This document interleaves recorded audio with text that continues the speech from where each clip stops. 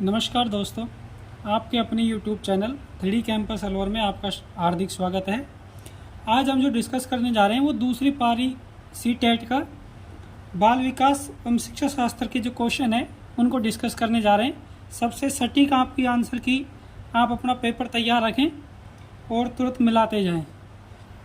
हम समय न गंवाते हुए डायरेक्ट स्टार्ट करते हैं क्वेश्चन नंबर 1 से। निम्नलिखित में से कौन सा प्रश्न बच्चों के सम आलोचनात्मक व रचनात्मक चिंतन को बढ़ावा देता है? यानी कि इनमें से कौन सा ऑप्शन है जो सम आलोचनात्मक और रचनात्मक चिंतन को बढ़ावा देता है? देखिए, फर्स्ट ऑप्शन क्या कह रहा है कि पानी के बचाव के लिए सबसे अच्छा तरीका कौन सा हो सकता है और क्यों? इसमें देखो, आलोचना और रचना, इसके लिए दोनों को महत्वपूर्ण स्थान दिया गया है, इसलिए हमारा जो आंसर है यही सही हो जाएगा। फर्स्ट में पहला ऑप्शन सही है। नेक्स्ट दूसरा क्वेश्चन देखते हैं। समालोचनात्मक चिंतन में प्रमाण की क्या भूमिका होती है? यानी कि जो एविडेंस होते हैं उसमें आलोचना में क्या भूमिका निभाते हैं? कि जो एविडेंस होते हैं वो क्या करते हैं भाई? तर्क प्रस्तुत करते हैं, उसका मूल्यांकन करते हैं उस आधार पर। तो पहला ऑप्शन हमारा सही हो जाएगा। प्रमाण क्या होता है? तार्किक सुनियोजित रूप से मूल्यांकन किया जाना चाहिए। नेक्स्ट तीसरा क्वेश्चन देखेंगे कि समावेशी शिक्षा में क्या शामिल है? भाई समावेशी शिक्षा क्या होती है? सभी को साथ साथ दी जाए शिक्षा। हम ऑप्शन देखेंगे। सभी विद्यार्थियों के लिए मानक पाठ्यचर्या, बिल्कुल ये तो होती है समावेशी शिक्षा में, लेकिन सबसे बेस्ट ऑप्शन क्या होगा वो देखेंगे। विद्यार्थियों को उनकी योग्यता के आधार पर पृथक्करण और वर्गीकरण करना, ये शिक्षा की विशेषता नहीं है कि तुम विद्यार्थियों को अलग अलग समूह में वर्गीकृत करो। विशेष आवश्यकता वाले शिक्षार्थियों को केवल व्यावसायिक शिक्षा प्रावधान, ऐसा कुछ नहीं है। समावेशी शिक्षा कहती है कि सभी को एक साथ शिक्षा दी जाए। व्यक्तिगत अंतरों की पहचान के परिणाम स्वरूप पाठ्यचर्या में लचीलापन, बिल्कुल व्यक्तिगत जो विभिन्नता है उसको ध्यान में रखकर पाठ्यचर्या में क्या किया जाना चाहिए? लचीलापन रखा जाना चाहिए। इसलिए हमारा ऑप्शन क्या है? फोर्थ सही हो जाएगा तीसरे क्वेश्चन का। नेक्स्ट क्वेश्चन देखेंगे हमारा 4। क्वेश्चन नंबर 4 क्या कहता है कि कथन है बच्चों में संज्ञानात्मक विकास पर भाषा के प्रभाव पर जीन प्याजे और वाइगोस्की के दृष्टिकोण में भिन्नता है। अब कारण क्या दिया हुआ है कि खोज अधिगम में शिक्षक अवसर प्रदान करता है और विद्यार्थी स्वयं जानकारी प्राप्त करने के लिए उन्मुख होते हैं। बिल्कुल दोनों चीज सही है कि जब खोज करेगा शिक्षार्थी, ये भी कथन सही है, और संज्ञानात्मक विकास वाला ये भी सही है। लेकिन ये दोनों अलग अलग कथन हो गए। कथन और कारण दोनों स्पष्ट नहीं हो रहे, इस कारण ए और आर दोनों सही है, लेकिन आर ए की सही व्याख्या नहीं करता। ऑप्शन नंबर 2 ये हमारा आंसर हो जाएगा। नेक्स्ट क्वेश्चन देखेंगे, क्वेश्चन नंबर 5। निम्नलिखित में से कौन सा समूह उन विशिष्टताओं का सही ढंग से उल्लेख करता है जो प्रतिभाशाली विद्यार्थियों को कक्षा में अन्य विद्यार्थियों से भिन्न बनाती है? यानी कि जो जीनियस बालक होते हैं, प्रतिभाशाली, उनको सामान्य बालकों से भिन्न कैसे बनाती है? कौन सी विशेषता है? समझ की अग्रवर्ती गहनता, ऐसी कुछ नहीं है। सीखने की तेज गति, बिल्कुल जो प्रतिभाशाली है उनकी गति क्या होती है? तेज होती है। समझ के लिए दूसरों पर अधिकांश निर्भरता, ऐसा कुछ नहीं है। ठीक है। शारीरिक विकास की गति तेज, ऐसा कुछ नहीं है। इसमें ए और बी ऑप्शन सही हो जाएगा। समझ की अग्रवर्ती गहनता, यानी कि उनमें समझ कैसी रूप से पाई जाएगी? प्रतिभाशालियों में गहन समझ पाई जाएगी, और सीखने की गति भी क्या होगी? तेज। इसलिए ए और बी दोनों ऑप्शन सही हैं। तो हमारा आंसर क्या होगा? 4। नेक्स्ट क्वेश्चन देखेंगे 6 नंबर का कि श्रवण बाधिता के संदर्भ में कौन सा कथन सही है? यानी कि जो सुनने में सक्षम नहीं है बालक, उनके लिए कौन सा कथन सही है? श्रवण बाधिता वाले बच्चे प्रभावी ढंग से संवाद करने की क्षमता को प्रभावित करते हैं, बिल्कुल कि जो श्रवण बाधित होंगे उनमें संवाद करने की क्षमता का पूर्ण विकास नहीं होगा। ये तो कथन सही है। अब आगे देखते हैं, अगर इससे भी कोई बेटर मिले तो। सभी श्रवण बाधिता वाले बच्चों को संवाद करने के लिए सांकेतिक भाषा का उपयोग करने की आवश्यकता होती है, ऐसी कोई जरूरी नहीं है। सांकेतिक भाषा उनके लिए है जो बोल नहीं पाते हैं। बच्चे के पास तेज आवाज करके बच्चे की सुनने की क्षमता का विश्वसनीय परीक्षण किया जाना चाहिए, ये भी संपूर्ण रूप से सही नहीं है। श्रवण बाधिता हमेशा कान की किसी शारीरिक समस्या के कारण होती है, ऐसा भी कुछ जरूरी नहीं है। तो हमारा पहला ऑप्शन सही हो जाएगा। इस श्रवण बाधिता वाले बच्चे प्रभावी ढंग से संवाद करने की क्षमता को प्रभावित कर सकते हैं। ठीक है। नेक्स्ट क्वेश्चन देखेंगे हम 7वां नंबर का। समावेशन के संदर्भ में पाठ्यचर्या सीखने की अपेक्षा में खाली समान होती है, जबकि खाली डैश में भिन्न होती है। तो जो समावेशन है उसमें पाठ्यचर्या में सीखने की अपेक्षा समायोजन में समान होती है। जबकि संशोधन में क्या होती है, भिन्न होती है। तो हमारा फोर्थ ऑप्शन क्या हो जाएगा, सही हो जाएगा। नेक्स्ट क्वेश्चन देखेंगे हम 8वां कि संरचनावादी सिद्धांतकारों के अनुसार निम्नलिखित में से कौन सा कथन सही नहीं होगा। यहाँ में देखो नेगेटिव पूछा है कि कौन सा कथन इनमें से सही नहीं होगा। देख, ज्ञान व्यक्तिपरक है, बिल्कुल ज्ञान व्यक्तिपरक है, प्रत्येक व्यक्ति में ज्ञान की अलग अलग सीमाएं होती हैं। शिक्षार्थी अपने सामाजिक और सांस्कृतिक संदर्भ में ज्ञान की रचना करते हैं, बिल्कुल रचना करते हैं। प्रभावी अधिगम सुनिश्चित करने के लिए शिक्षार्थियों को बाहरी रूप से प्रेरित करने की आवश्यकता है, नहीं, ऐसा कुछ नहीं है। अगर आंतरिक रूप हो तो ही बेटर होगा, बाहरी रूप इसमें जरूरी नहीं है। ज्ञान बहुलवादी और बहुविध है, हाँ बिल्कुल है। तो हमारा देखो इसमें गलत ऑप्शन कौन सा होगा, तो गलत ऑप्शन हो जाएगा 3। नेक्स्ट क्वेश्चन देखेंगे हम, क्वेश्चन नंबर 9। निम्नलिखित में से कौन सा आंतरिक अभिप्रेरणा का उदाहरण है, यानी कि आंतरिक जो अभिप्रेरणा है उसका उदाहरण क्या है। आंतरिक रूप से अभिप्रेरणा का उदाहरण देखेंगे। पहला ऑप्शन कहता है शिक्षक को प्रभावित करने के लिए परियोजना पूरा करना, बिल्कुल नहीं, ये आंतरिक कारक नहीं है। व्यक्तिगत आनंद के लिए एक वाद्य यंत्र बजाना, बिल्कुल व्यक्तिगत आनंद के लिए जब कोई भी वाद्य यंत्र बजाता है या कोई काम करता है तो उसके लिए आंतरिक अभिप्रेरणा के लिए सबसे बेस्ट उदाहरण होगा, क्योंकि वह स्वतः ही अभिप्रेरित है। क्वेश्चन नंबर 3 क्या कहता है, डांट से बचने के लिए पढ़ाई करना, ये भी नहीं है। ऑप्शन नंबर 4 क्या कह रहा है, पुरस्कार राशि के लिए एक प्रतियोगिता में भाग लेना, ये बाह्य हो गया। तो हमारा ऑप्शन नंबर 2 क्या हो जाएगा, सही हो जाएगा। नेक्स्ट क्वेश्चन देखेंगे, निम्नलिखित कथनों को पढ़िए और सही विकल्प का चयन कीजिए। शिक्षक को विद्यार्थियों में विशेष जाति समूह के बारे में रूढ़िवादिता को तोड़ने के लिए कड़ी मेहनत करनी चाहिए, बिल्कुल रूढ़िवादिता है उसको तोड़ने के लिए कड़ी मेहनत करनी चाहिए। कारण क्या है इसका, शिक्षा का एक प्रमुख उद्देश्य विद्यार्थियों को सम आलोचनात्मक आत्मचिंतन के लिए प्रोत्साहित करना है, बिल्कुल। तो ये क्या होगा, दोनों ही सही है और ये क्या करते हैं, AR की सही रूप से व्याख्या करता है, इसलिए फोर्थ ऑप्शन सही हो जाएगा। नेक्स्ट देखेंगे हमारा क्वेश्चन 11। महारत, निपुणता, लक्ष्य और प्रदर्शन लक्ष्य में क्या अंतर है, यानी कि जो महारत लक्ष्य है और जो प्रदर्शन लक्ष्य है उसमें क्या अंतर है। तो देखो हमको पढ़ने पर ही ज्ञात हो रहा है कि महारत लक्ष्य क्या होता है और प्रदर्शन लक्ष्य क्या होता है। महारत क्या होता है कि हम कोई भी काम में महारतता हासिल कर लेते हैं, यानी कि उसमें क्या हो गया, हम कौशल में दक्ष हो गए, तो वो क्या हो गया, महारत लक्ष्य हो गया। प्रदर्शन लक्ष्य क्या होगा, प्रदर्शन लक्ष्य होगा कि हम कोई भी उच्च स्थान प्राप्त करने के लिए प्रदर्शन कर रहे हैं, कि अच्छा प्रदर्शन कर रहे हैं, कलाकार प्रदर्शन कर रहा है अपनी कला का मंच पे, तो वो कौन सा लक्ष्य होगा, प्रदर्शन लक्ष्य होगा, क्योंकि उसको वहाँ पे कौन सी उपलब्धि हासिल करनी है, प्रदर्शन वाली, ठीक है। और एक उसको कितनी शुद्धता के साथ कर रहा है वो, उसमें क्या होगा, महारत। तो देखो इसका दूसरा ऑप्शन सही हो जाएगा, महारत लक्ष्य अपने कौशल पर और कार्य की समझ में सुधार करने पर केंद्रित करता है, जबकि प्रदर्शन लक्ष्य किसी चीज में ग्रेड प्राप्त करना या फिर भारी पुरस्कार प्राप्त करने के लिए केंद्रित होता है, इसलिए ऑप्शन नंबर क्या हो जाएगा, 2 सही हो जाएगा, ठीक है। नेक्स्ट क्वेश्चन देखेंगे 12th नंबर। 12th क्वेश्चन क्या कहता है कि भाई बहन के रिश्ते के बारे में यह दिया हुआ है कि भाई बहन के रिश्ते माता पिता और साथियों के साथ संबंधों से भिन्न होते हैं और बाल्यावस्था में समाजीकरण में महत्वपूर्ण भूमिका निभाते हैं। बिल्कुल भाई और बहन के रिश्ते हैं वो माता पिता और साथियों के साथ संबंधों से क्या होते हैं, भिन्न होते हैं, बिल्कुल ये बात सही है। तो ऑप्शन क्या हो जाएगा, यही सही हो जाएगा, फर्स्ट नंबर ही। नेक्स्ट क्वेश्चन देखेंगे 13वां, निम्नलिखित कथन को पढ़िए, सही विकल्प का चयन कीजिए। बच्चों के बीच विकासात्मक दरों में काफी भिन्नता होती है, बिल्कुल प्रत्येक बच्चे का वृद्धि और विकास भिन्न भिन्न होता है, बिल्कुल सही है ये चीज। विकासात्मक अंतर आनुवांशिक और अनुभवनात्मक विभिन्नताओं की जटिल अंतःक्रिया का एक अनिवार्य परिणाम है, बिल्कुल ये दोनों चीज सही है कि जो बच्चे का विकास है वो आनुवांशिक और वातावरण दोनों पर ही निर्भर करता है, इसलिए ए और आर दोनों सही हैं, आर एक की सही व्याख्या करता है, ये वाला ऑप्शन सही हो जाएगा 4th नंबर का। नेक्स्ट 14 क्वेश्चन देखेंगे। निम्नलिखित कथन में विकास के किस सिद्धांत को दर्शाया गया है, यानी कि इसमें हमको देखना है कि विकास का कौन सा सिद्धांत दर्शाया गया है।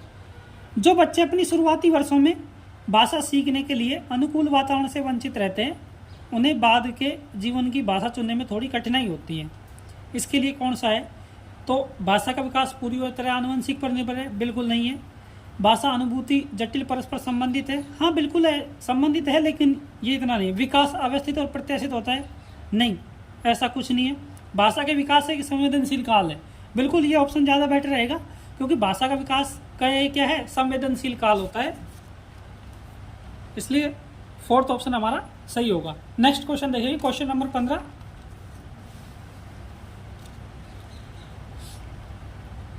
वह विद्यार्थी जो पठन वैकल्प से जूझ रहा है, यानी किससे जूझ रहा है? डिसलेक्सिया से। अब डिसलेक्सिया क्या होता है? लेक्सिया, देखो नाम से ही पता चल रहा है, डिसलेक्सिया यानी किससे संबंधी विकार है?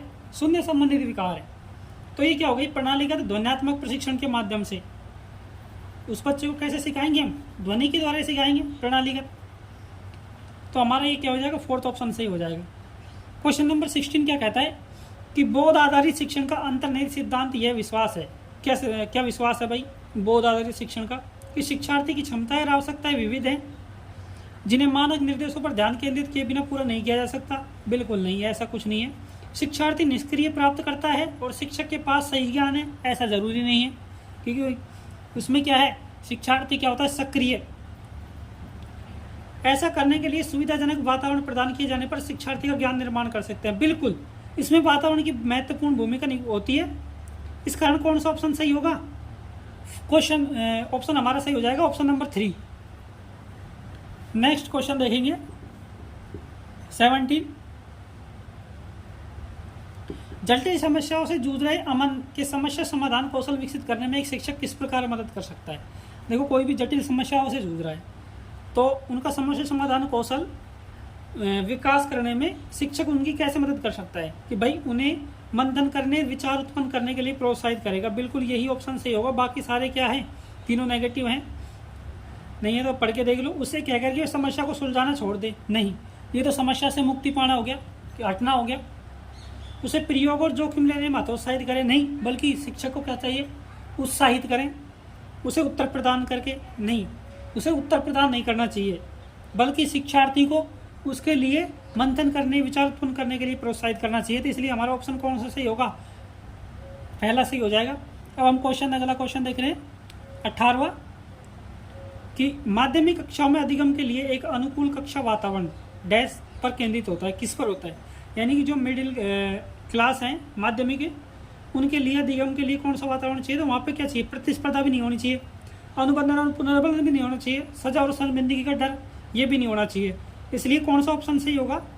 सहकारी अधिगम, क्योंकि इसमें पॉजिटिव ऑप्शन एक ये ही बैठ रहा है, इसलिए यही हमारा क्या हो जाएगा? आंसर हो जाएगा, सहकारी अधिगम। नेक्स्ट क्वेश्चन देखेंगे, क्वेश्चन नंबर 19।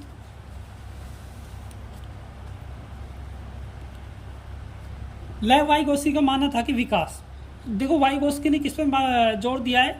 सामाजिक जो वातावरण है उस पर, सामाजिक क्रियाएं हैं उन पर जोर दिया है। तो अब पढ़ते हैं हम ऑप्शन को। प्रकृति में ऐसा तथ्य नहीं, ऐसा कुछ नहीं है। विकास, आनुवंशिक प्रोग्राम का खुलासा है, नहीं, ऐसा कुछ भी नहीं है, आनुवंशिक नहीं, इसमें वातावरण भी है। सीधी परिपक्वता के परिणाम से होता है, बिल्कुल परिपक्वता तो शामिल है, लेकिन परिपक्वता सीधे उसी से प्रभावित हो विकास, ये जरूरी नहीं है। सीधे सामाजिक संपर्क के परिणाम से होता है, बिल्कुल इसमें परिपक्वता भी आ जाती है, सामाजिक संपर्क जो भी है। तो हमारा ऑप्शन क्या हो जाएगा? 4 सही होगा, कि वाइगोस्की का मानना है कि विकास सामाजिक संपर्क के परिणाम से होता है। नेक्स्ट क्वेश्चन देखेंगे, प्याजे के अनुसार गुणात्मक रूप से 4 विभिन्न अवस्थाएं कौन सी हैं और वो क्या करती हैं? दुनिया की विभिन्न संस्कृतियों में व्यापक रूप से भिन्न होती हैं। देखो जो अवस्थाएं हैं वो भिन्न तो होती हैं, लेकिन ऐसा 100% सही नहीं है। उदाहरण देकर समझाती है कि बच्चे का मन लघु वयस्क मन होता है, ऐसा भी कुछ नहीं है। बच्चों के जेनेटिक कोड पर निर्भर होती है, बिल्कुल जेनेटिक कोड पर तो निर्भर होती है, लेकिन साथ ही में उसमें इन्वायरमेंट भी अपनी महत्वपूर्ण भूमिका निभाता है। नेक्स्ट ऑप्शन देखेंगे, बच्चों के विकास में सार्वभौमिक पैटर्नों का प्रतिनिधित्व करती है, बिल्कुल सभी प्रकार के जो भी पैटर्न है, आज जेनेटिक हो गए चाहे इन्वायरमेंटल हो गए, सभी प्रकार के पैटर्न को फॉलो करते थे, इसलिए ऑप्शन नंबर 4 हमारा इसका आंसर सही होगा। नेक्स्ट क्वेश्चन देखेंगे, क्वेश्चन नंबर 21।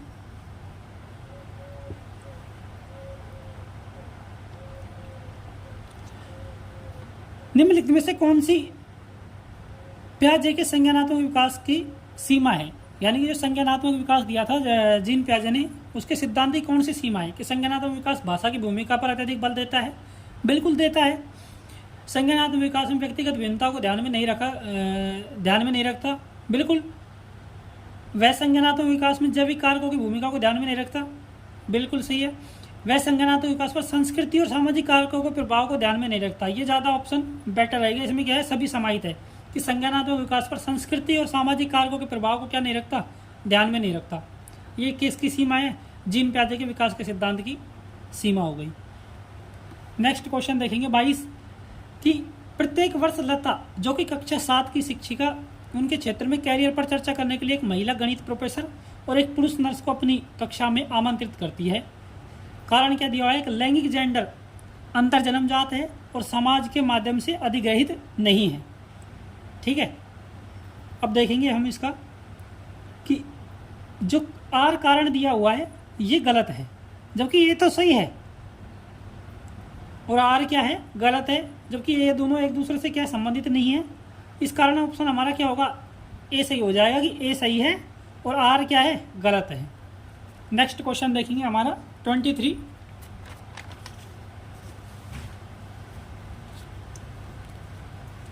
एक प्रगतिशील कक्षा में विद्यार्थी क्या करते हैं? भाई प्रगतिशील जो कक्षा है उसमें विद्यार्थी क्या करते हैं, इसके बारे में पूछा गया है कि प्रगतिशील कक्षा में विद्यार्थी अधिक प्रश्न नहीं पूछते हैं, ऐसा कुछ नहीं है, बल्कि उनको क्या है, प्रश्न पूछने का अधिकार है। शिक्षक से प्रश्न पूछते हैं, बिल्कुल। एक दूसरे से प्रश्न पूछते हैं, बिल्कुल। स्वयं से प्रश्न पूछते हैं, बिल्कुल। यानी कि बी सी डी ऑप्शन हमारा सही हो जाएगा। ठीक है, नेक्स्ट क्वेश्चन देखेंगे हम जल्दी से 24 नंबर का कि पुल्लिंग और स्त्रीलिंग से जुड़ी अपेक्षाओं को डैश कहा जाता है। उन्हें सीधी रेखा में मतलब क्या बोलते हैं उनको? पुल्लिंग और स्त्रीलिंग से, यानी कि जो पुल्लिंग और स्त्रीलिंग से जुड़ी जो अपेक्षाएं हैं उनको बोलेंगे क्या? जेंडर भूमिकाएं। क्या है? जेंडर भूमिकाएं। बाल्यावस्था की सभी अवस्था से लेकर वयस्कता में भी ये होती हैं, तो ये क्या है? जेंडर भूमिकाएं होंगी। नेक्स्ट क्वेश्चन देखेंगे 25। बुद्धि के संदर्भ में निम्नलिखित में से कौन सा दृष्टिकोण शिक्षार्थी के बीच विविधता के सम्मानपूर्ण विचार का समर्थन करता है? यानी कि बुद्धि के संदर्भ में जो दृष्टिकोण है उस पर सम्मानपूर्ण विचार कौन सा करता है? तो बुद्धि वातावरणीय कारकों से प्रभावित नहीं होती, बिल्कुल होती है। बुद्धि आनुवंशिक कारकों से प्रभावित नहीं होती, बिल्कुल होती है। आनुवंशिक और वातावरण दोनों से प्रभावित होती है। बुद्धि को मापने के लिए बुद्धि उपलब्धि ही एक साधन है? नहीं, ऐसा कोई जरूरी नहीं बुद्धि को बुद्धि लब्धि के द्वारा ही मापा जाए। तो हमारा बचता क्या है? फोर्थ ऑप्शन बचता है, बुद्धि बहुआयामी है, बिल्कुल ये करेक्ट आंसर होगा। और समय के साथ बदल सकती है, बिल्कुल। क्वेश्चन नंबर 26 देखेंगे कि सामान्य बुद्धि की अवधारणा की आलोचना की और बुद्धि का एक वैकल्पिक सिद्धांत प्रस्तावित किया। तो इसमें देखो हार्वर्ड गार्डनर होगा। क्यों? क्योंकि जो एक बुद्धि थी वो किसने दी थी? और जब उसमें जनरल और स्पेशल कैरेक्टर दोनों प्रकार की बुद्धि बताई गई थी, वो स्पीलमैन के द्वारा बताई गई थी। एक बुद्धि लब्धि वाला सिद्धांत वो दिया था कि भाई एक बुद्धि को एक ही कारक प्रभावित करता है, वो बिने का था। जबकि स्पीयरमैन ने क्या दिया था कि इसमें क्या होती है? स्पेशल भी होती है। जबकि उन्होंने पूछा कि बुद्धि का वैकल्पिक सिद्धांत, तो वैकल्पिक कौन बचता है यहाँ पे? वाइगोस्की का कोई संबंध ही नहीं है। स्पीयरमैन ने देखो जनरल और स्पेशल दिया, जीन पियाजे का नहीं है, तो बस तक उन्हें हार्वर्ड गार्डनर। यही हमारा क्या होगा? आंसर होगा। अगला क्वेश्चन देख रहे हैं, लॉरेंस कोलबर्ग के सिद्धांत की आलोचना कैरल गिलिगन ने की थी। तो देखो कैरल गिलिगन है जो किस पर जोर देता है? लैंगिक भिन्नताओं की उपेक्षा करने के लिए। तो कैरल गिलिगन किससे संबंधित है? लैंगिक भिन्नताओं से। तो हमारा ये ऑप्शन सही होगा कि नैतिक तर्क में लैंगिक भिन्नताओं की उपेक्षा करने के लिए की गई है। यानी कि जो कैरल गिलिगन ने जो कोलबर्ग के सिद्धांत की उपेक्षा की थी वो किस आधार पर की थी? लैंगिक भिन्नताओं के लिए। नेक्स्ट क्वेश्चन देखेंगे 28 हमारा।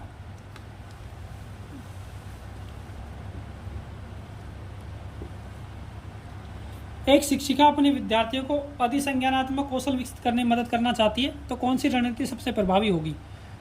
ठीक है, कि उनमें कौन सा विकास कर रही है? अधिसंज्ञानात्मक यानी कि मेटाकॉग्निटिव कौशल विकसित करना चाहती है, तो कौन सा सही होगा? विद्यार्थियों को अभिप्रेरित करने के लिए लगातार ग्रेड और प्रतिपुष्टि प्रदान करें, जरूरी नहीं है।